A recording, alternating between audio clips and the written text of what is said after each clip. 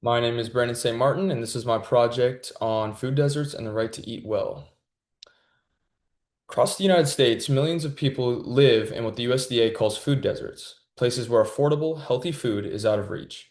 In cities, that means more than a mile from a supermarket, and in rural areas, more than 10 miles.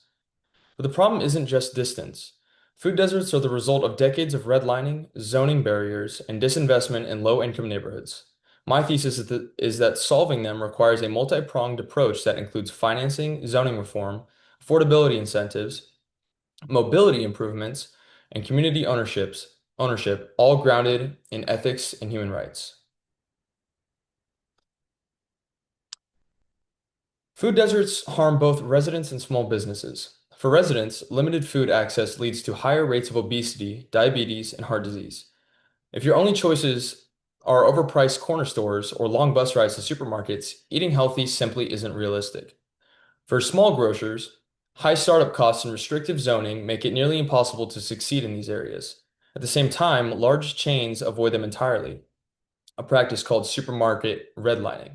This leaves communities stuck with unhealthy, limited options.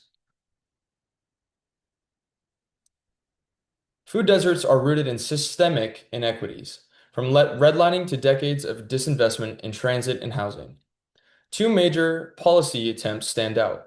First, the Healthy Food Financing Initiative, which gave loans and grants to bring supermarkets into underserved areas.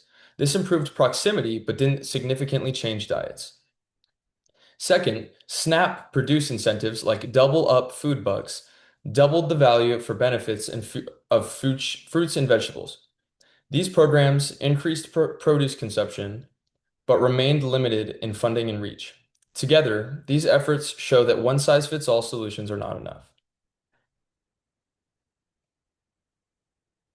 From an ethical standpoint, food deserts are a deep injustice. Rawls' theory of justice says society should prioritize the least advantaged, yet they are the ones most harmed. A utilitarian view shows that eliminating food deserts improves overall health and lower costs, but utilitarianism alone risks leaving people behind. That's why deontology, or duty-based ethics, is important. Food access is a moral obligation, not just a policy choice. Virtue ethics reminds us that leaders should act with fairness and compassion. Finally, the Universal Declaration of Human Rights, Article 25, affirms food as a human right. Food deserts violate that right. Real solutions must be systemic.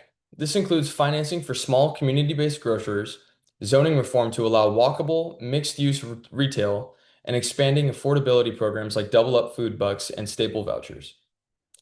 It also means improving mobility with buses, shuttles, or delivery subsidies, and supporting community ownership through co-ops and public interest supermarkets.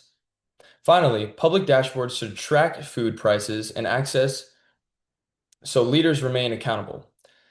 Together, these solutions make healthy food available, affordable, and sustainable.